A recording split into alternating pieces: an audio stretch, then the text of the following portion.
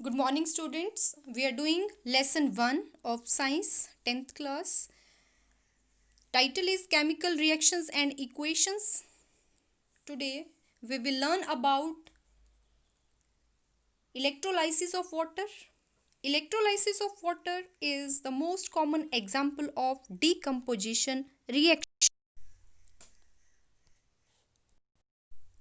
Electrolysis of water, as you can see in this figure here, we take acidulated water.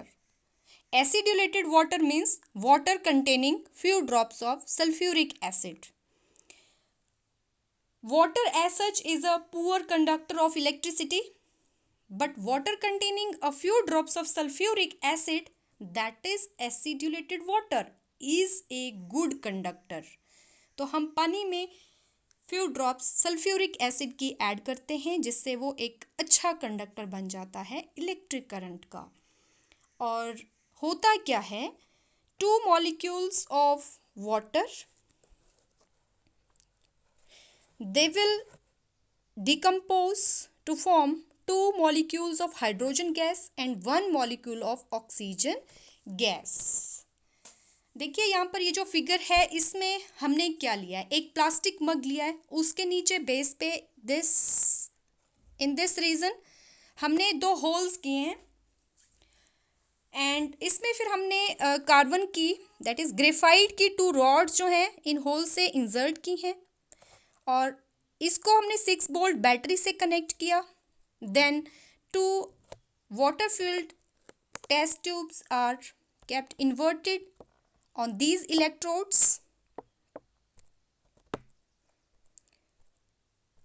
उसके बाद हम beaker को जो ये प्लास्टिक मग है यहाँ पर, इसको हम आधा पानी से फिल कर लेते हैं और उसमें कुछ एक ड्रॉप्स जो है सल्फ्यूरिक एसिड की डाइल्यूट सल्फ्यूरिक एसिड ऐड कर देते हैं और फिर इसमें से इलेक्ट्रिक करंट पास करेंगे तो हमें क्या दिखता है, वहाँ पे हमें बबल्स दिखाई देंगे दोनों इलेक्ट्रोड्स के ऊपर, formation of bubbles at both the electrodes and we can see displacement of water in the test tubes with gases. और इससे क्या होगा, जब टेस्ट ट्यूब के ऊपर वाला एरिया यहाँ पर आप देख सकते हैं, ये वाला जो यहाँ पर this one this one this one space that is occupied by hydrogen and oxygen gases and it is shown by empty space in test tubes and these two gases are colourless होती हैं दोनों। और इनको test करने के लिए हम burning candle experiment करते हैं। तो क्या होगा, जैसे ये गैसेस लिबरेट होंगी, वाटर की डिकम्पोजिशन होगी तो ये गैसेस फॉर्म होंगी वहाँ पर और downward displacement of water, downward displacement of water हो जाएगा वहाँ पे, displacement of water in the test tube with gases और वाटर लेवल जो होगा that will be pushed downward.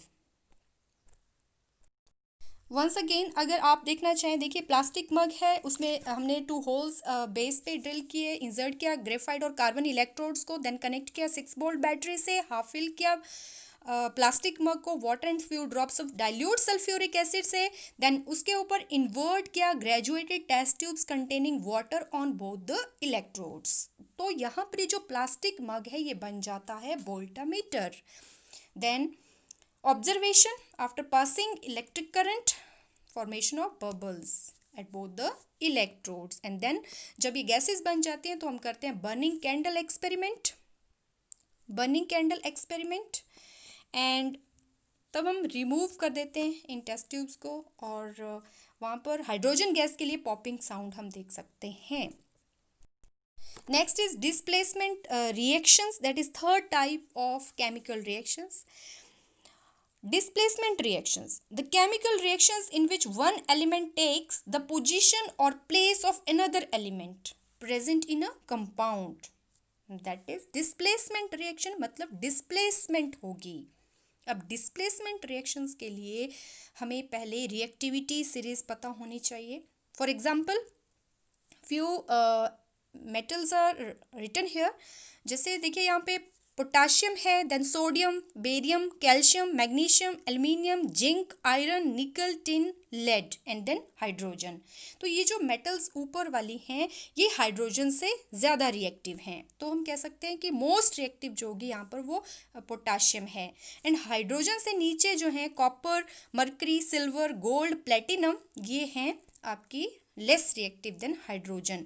तो प्लेटिनम जो बेस पे प्रेजेंट है रिएक्टिविटी सीरीज के वो है लीस्ट रिएक्टिव। और जो हाइड्रोजन से अबव हैं उनको लर्न करने के लिए एक निमोनिक आप इस तरह से लर्न कर सकते हैं, केदारनाथ बाबा का माली आलू जरा फीके नमक से पकाता है। ठीक है, तो पोटाशियम, सोडियम, केदारनाथ बाबा Ba बेरियम, का Ca कैल्शियम, माली Mg, आलू Al, जरा Zn, Fe फीके मतलब आयरन, Ni नमक निकल एंड Sn टिन से, Pb पकाता, H for hydrogen that is है पकाता है। इस तरह से तो रिएक्टिविटी सीरीज मतलब जो ज़्यादा रिएक्टिव मेटल होगी that will displace less reactive metal in the reaction condition. As we can see here, examples of displacement reaction: iron being more reactive than copper sulfate, copper sulfate, तो ये क्या करेगा, ये copper को यहाँ से displace कर देगा, दिस का iron it will come with sulfate, तो ये बन जाएगा iron sulfate and copper will be separated, it will be displaced. And iron and lead nitrate है तो आयरन नाइट्रेट बन जाएगा, लेड जो है वो सॉलिड की फॉर्म में अलग हो जाएगा। And lead solid, copper chloride aqueous, ये क्या बन जाएगा, lead being more reactive than copper it will displace copper from copper chloride and it will form lead chloride plus copper solid.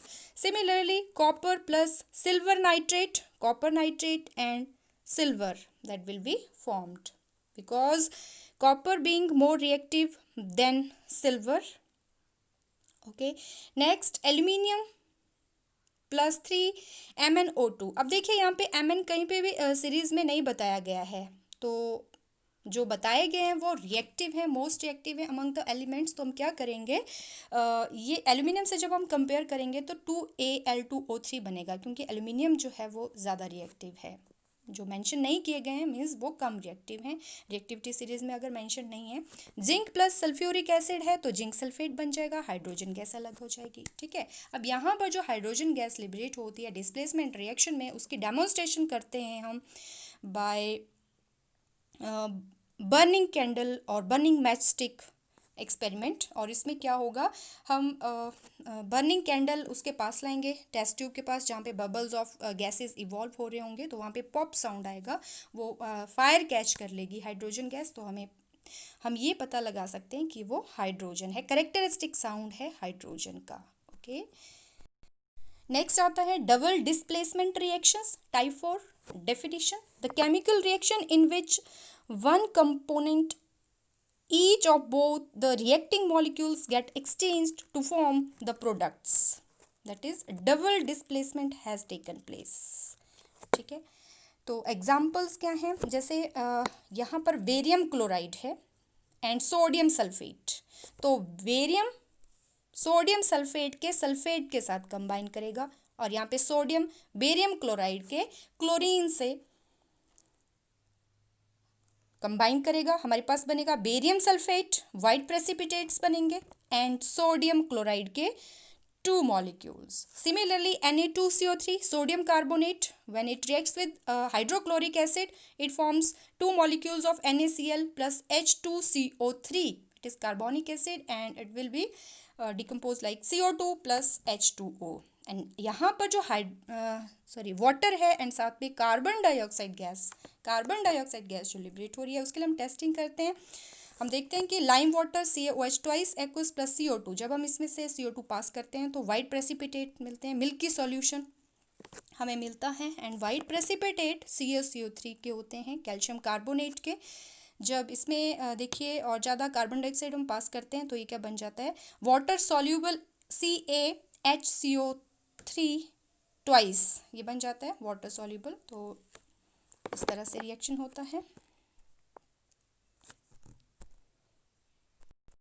Next type आती है fifth type, that is precipitation reactions, those reactions in which aqueous solutions of two compounds on mixing react to form an insoluble compound. क्या होता है यहाँ पे, insoluble compound बनेगा, as you can see here, insoluble compound and it separates out as a solid, that is precipitate की form में, ये solid की फॉर्म में ये सेपरेट आउट हो जाएगा। जैसे बेरियम क्लोराइड है, सोडियम सल्फेट के साथ रिएक्ट कर रहा है तो बेरियम सल्फेट, अभी हमने पीछे भी पढ़ा डबल डिस्प्लेसमेंट में, तो वाइट प्रेसिपिटेट बनेंगे बेरियम सल्फेट के एंड साथ में 2NaCl, सोडियम क्लोराइड के 2 मॉलिक्यूल्स।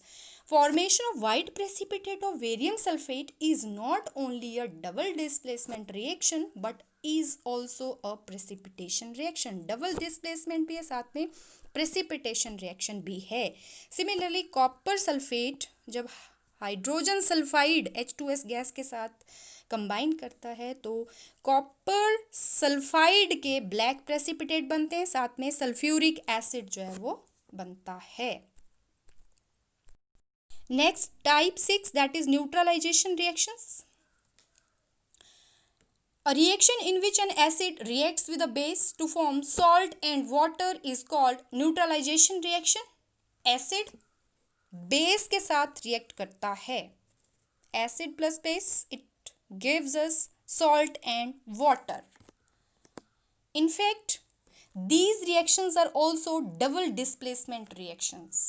एग्जाम्पल, हाइड्रोक्लोरिक एसिड है, जब ये सोडियम हाइड्रोक्साइड के साथ रिएक्ट करेगा तो NaCl बनेगा। देखिए यहाँ पे Cl है, हाइड्रोक्लोरिक एसिड का Cl और यहाँ से सोडियम हाइड्रोक्साइड का Na, ये कंबाइन करेंगे NaCl एंड यहाँ से H, हाइड्रोक्लोरिक एसिड का H एंड NaOH का OH, ये बना देंगे वाटर। तो ये क्या हो रहा है, डबल डिस्प्लेसमेंट भी हो रहा है, साथ में एसिड एंड बेस की क्या हो रही है, न्यूट्रलाइजेशन हो रही है। Second example, 2NaOH, sodium hydroxide plus sulphuric acid, it gives us Na2SO4 plus 2H2O। Next last seventh type is oxidation reduction reactions. As the name indicate, यहाँ पर ऑक्सीडेशन होगी, रिडक्शन होगी, तो इनको हम रिडक्शन ऑक्सीडेशन या फिर रिडॉक्स रिएक्शंस भी कहते हैं। Oxidation and reduction in terms of gain or loss of oxygen और हाइड्रोजन। हम डिफाइन करते हैं ऑक्सीडेशन को, it is defined as a process which involves addition of oxygen. आपने एडिशन ऑफ ऑक्सीजन लर्न करना है, दूसरा हाइड्रोजन का एंटी चलेगा, तो रिमूवल ऑफ हाइड्रोजन। ऑक्सीडेशन क्या है, ऐड कर रहे हैं हम ऑक्सीजन को, तो दूसरी चीज रिमूव होगी, हाइड्रोजन रिमूव हो जाएगा, ठीक है। या फिर दूसरे तरीके से हम बोलें, दूसरी डेफिनेशन रिडक्शन है, it is defined as a process which involves addition of hydrogen and removal of oxygen. देखिए ऑक्सीडेशन में एडिशन ऑफ ऑक्सीजन है, लेकिन रिडक्शन में रिमूवल ऑफ ऑक्सीजन है। सिमिलरली ऑक्सीडेशन में रिमूवल ऑफ हाइड्रोजन है एंड रिडक्शन में एडिशन ऑफ हाइड्रोजन है, तो ये चीज़ें एंटी चलती हैं। इसमें oxidising agent and reducing agent का भी रोल है। Oxidising agent means a substance which either gives oxygen और removes hydrogen in an oxidation reaction. As you can see in this example, copper oxide plus hydrogen. When heated, it gives us copper plus H2O. तो देखिए यहाँ से copper oxide से क्या हो रहा है, कॉपर ऑक्साइड से देखिए ऑक्सीजन रिमूव हो रही है, तो यहाँ पे रिडक्शन है, रिडक्शन प्रोसेस है, रिड्यूस हो रहा है CuO, तो CuO से हमारे पास क्या बन गया है, Cu, यहाँ पे देखिए Cu। एंड सिमिलरली तो इसको हम बोलेंगे यहाँ पे क्या, ये क्या करवा रहा है, removal of oxygen, then it is oxidising agent, मतलब ये ऑक्सीजन दे रहा है अपनी, इट गिव्स ऑक्सीजन, ठीक है। नेक्स्ट हाइड्रोजन है, हाइड्रोजन देखिए हाइड्रोजन से बन रहा है वाटर H2O, तो ये क्या है, ये प्रोसेस है एडिशन ऑफ ऑक्सीजन की, तो ये क्या है, ऑक्सीडेशन प्रोसेस, और ऑक्सीडाइज हो रहा है यहाँ पे ये। Next is reducing agent, It is a substance which either gives hydrogen or removes oxygen in a reduction reaction. It is known as reducing agent. Now, electronic concept of oxidation reduction processes. In terms of electrons, loss of electrons और gain of electrons के basis पे oxidation क्या है? Process in which an atom और ion loses one और मोर electrons, that is वहां पे क्या होगा? लॉस ऑफ इलेक्ट्रॉन्स होगा. फॉर एग्जांपल सोडियम है, सोडियम के हमने 2 एटम्स ले लिए हैं. अब एक एटम दे सकता है 1 इलेक्ट्रॉन, तो 2 कितने देंगे? 2 इलेक्ट्रॉन. तो लॉस ऑफ 2 इलेक्ट्रॉन जब हो रहा है तो यहाँ पे देखिए लॉस ऑफ 2 इलेक्ट्रॉन से ऑक्सीडेशन हो रही है और 2Na पॉजिटिव यहाँ पे मैंने लिखा है. और दूसरा रिडक्शन क्या है? Process in which an atom और आयन गेन्स वन और मोर इलेक्ट्रॉन्स. तो Cl2 है क्लोरीन, यहाँ पर क्या हो रहा है? Cl2 एक क्लोरीन 1 इलेक्ट्रॉन ले सकता है, तो 2 क्लोरीन एटम्स 2 इलेक्ट्रॉन्स लेंगे, तो gain of 2 electrons, that is reduction in terms of gain of electrons की टर्म में. ठीक है, इलेक्ट्रॉनिक कंसेप्ट है. तो electron losing species is called reducing agent and electron accepting species is called oxidizing agent. And memory aid for memorizing this electronic concept, we can learn oil ridge. Word oil ridge. Oil means oxidation is loss of electrons. Ridge, RIG, means reduction is gain of electrons.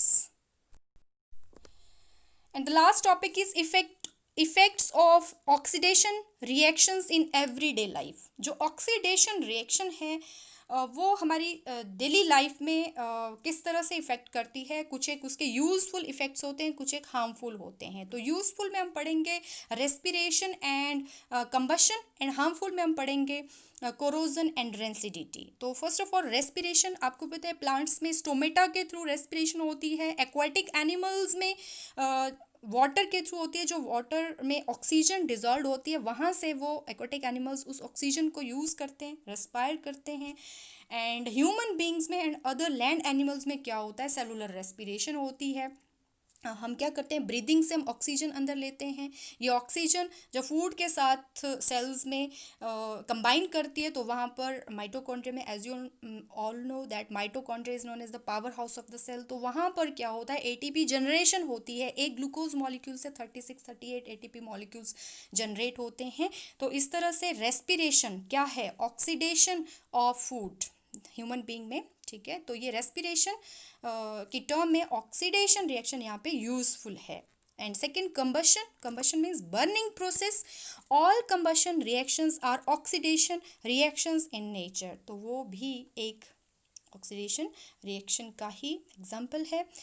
And harmful में हम देखते हैं corrosion. Corrosion means किसी metal का upper surface का corrode हो जाना, मतलब chemical process of slow eating up of the surfaces of certain metals when kept in open for long time. काफ़ी लंबे टाइम तक हम मेटल्स को, जैसे कि एक लोहा होता है उसको हम खुले में छोड़ देते हैं, तो उसके ऊपर वाटर या एयर का एक्शन होगा तो वहाँ पे एक ब्राउन कलर की परत जो है वो भूरे रंग की परत जम जाती है जिसको हम बोलते हैं rust. And that process is known as rusting of iron. Iron के केस में हम बोलते हैं रस्टिंग, अदरवाइज बाकी जो मेटल्स हैं उनके केस में हम बोलते हैं कोरोजन. आयरन के लिए स्पेशल नेम देते हैं rusting.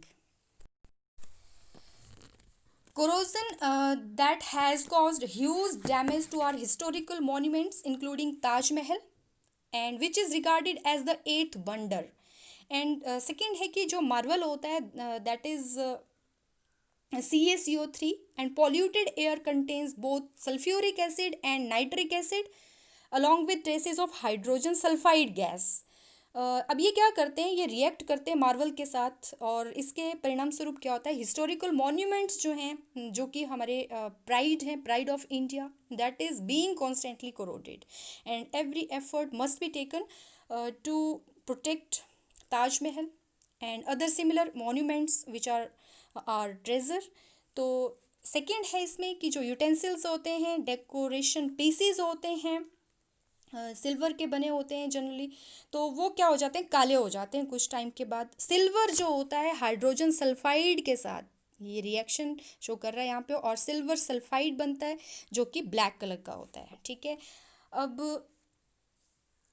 When they are kept expose to atmosphere for some time, तो ये सिल्वर के जो ज्वेलरी होती है सिल्वर की, ये क्या करती है, अपना शाइन जो है वो लूज कर देती है। And traces of hydrogen sulphide present in air react with silver to form silver sulphide which is black. तो हम क्या करते हैं, इन आर्टिकल्स को इसकी वाइटनेस को हम रिस्टोर कर लेते हैं bye rubbing these with toothpaste which contains hydrogen peroxide H2O2, and it acts as an oxidizing agent and it converts silver sulfide to silver sulfate which is white. As you can see here, this reaction silver sulfide black है, देखिए, hydrogen peroxide H2O2, it acts as an oxidizing agent, and white colored Ag2SO4 which is white, it is obtained again, ठीक है। And corrosion जो होता है मैंने बताया mainly metals में होता है, ठीक है। And next harmful effect of oxidation reaction is rancidity. First of all, what is rancidity? The slow oxidation of oils and fats present in food materials resulting in some bad smelling compounds is called rancidity. These are very important methods to check rancidity. What are different methods that can be used to check the rancidity? First is vacuum packing. Second is keeping food items at low temperature. Third is replacing air by nitrogen, and fourth is avoiding sunlight. Okay, first vacuum packing. हम इसमें क्या करते हैं, food materials are often packed in air tight containers and oxygen has no access to them, and oxidation resulting in rancidity is prevented. तो आजकल क्या करते हैं, हम प्रेफरेंस देते हैं packing under vacuum conditions. Second is keeping food items at low temperature, refrigeration of food that slows down rancidity. क्यों? क्योंकि उनमें टेम्परेचर जो होता है that is very low, refrigerator के अंदर टेम्परेचर बहुत ही लो होता है, and direct contact with air और oxygen is avoided. Third is replacing air by nitrogen. In bags containing potato chips and some other similar stuff, the air is quite often replaced by nitrogen. This checks their oxidation as well as rancidity. Last one is avoiding sunlight. It is always advisable to place food materials and cooked food in places away from direct sunlight, and it will slow down the process of rancidity. Now at the end summary, we have done chemical reactions, chemical equations, how to balance chemical equations, that is by hit and trial method, adding coefficients, and then symbols representation. After that, endothermic and exothermic reactions, and then types of chemical reactions, and last one, effects of oxidation reactions in everyday life, respiration and combustion as the useful effects, and corrosion and rancidity as the harmful effects. Thank you.